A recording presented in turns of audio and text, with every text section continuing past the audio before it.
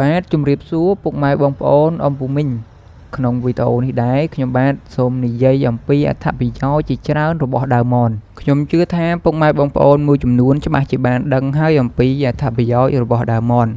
ប៉ុន្តែប្រហែលជាពុកម៉ែបងប្អូនអ៊ំពូមីងមួយចំនួនទៀតមិនបានដឹងទេអំពី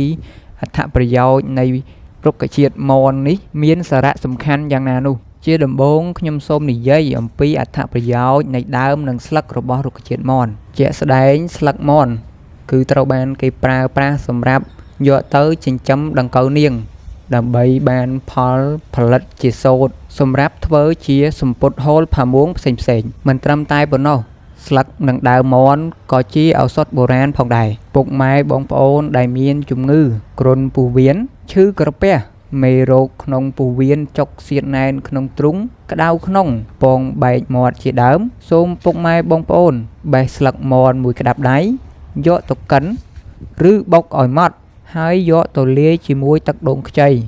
ពិសាមួយថ្ងៃមួយកែវនោះអាការៈជំងឺរបស់ពុកម៉ែបងប្អូននឹងបានប្រសើរឡើងរីឯដើមមនវិញពុកម៉ែបងប្អូនដើមមនក៏ជាឱសថបុរាណមានប្រសិទ្ធភាពដូចទៅនឹងស្លឹករបស់វាដែរ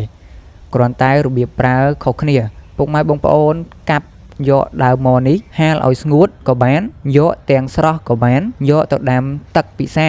សារាល់ពេលដែលពុកម៉ែបងប្អូនមានអារម្មណ៍ថាស្រេកទឹកដាំពិសារាល់ថ្ងៃនោះអាការៈជំងឺដែលខ្ញុំបានរៀបរាប់ពីខាងដើមក៏បានធូរស្រាលដូចគ្នាដោយពុកម៉ែបងប្អូនបានជ្រាបច្បាស់ហើយអំពីអត្ថប្រយោជន៍របស់ដើមមននេះដូច្នេះពុកម៉ែបងប្អូនគួរតែមានដាក់ដាំនៅក្នុងផ្ទះបាទហើយបើពុកម៉ែបងប្អូនមានចំណាប់អារម្មណ៍ចង់ជាវហាងក្រុងធម្មជាតិយើងមានគ្រប់ខ្នាតទាំងខ្នាតតូចនិងខ្នាតធំបាទឥឡូវខ្ញុំសូមនិយាយអំពីផ្លែរបស់មនវិញបាទ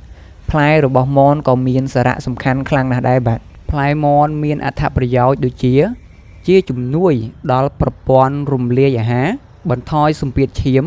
ជួយដល់ប្រព័ន្ធភាពស៊ាំក្នុងរាងកាយជាសារធាតុប្រឆាំងអុកស៊ីតកម្មជួយឲ្យភ្នែកមើលបានច្បាស់ល្អនិងជំរុញការផលិតកោសិកាឆ្អឹងបាទពុកម៉ែបងប្អូនអ៊ំពូមីងបានជ្រាបច្បាស់ហើយអំពីអត្ថប្រយោជន៍នៃដើមស្លឹកនិងផ្លែរបស់មនហើយប្រសិនបើពុកម៉ែបងប្អូន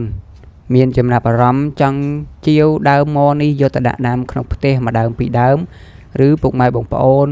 ធ្វើជាចំការមនសម្រាប់ចិញ្ចឹមដល់ដង្កូវនាងកុំភ្លេចហាងក្រុងធម្មជាតិយើងខ្ញុំធានាថាតម្លៃសមរម្យមួយដើមពីរដើមក៏លក់ឲ្យ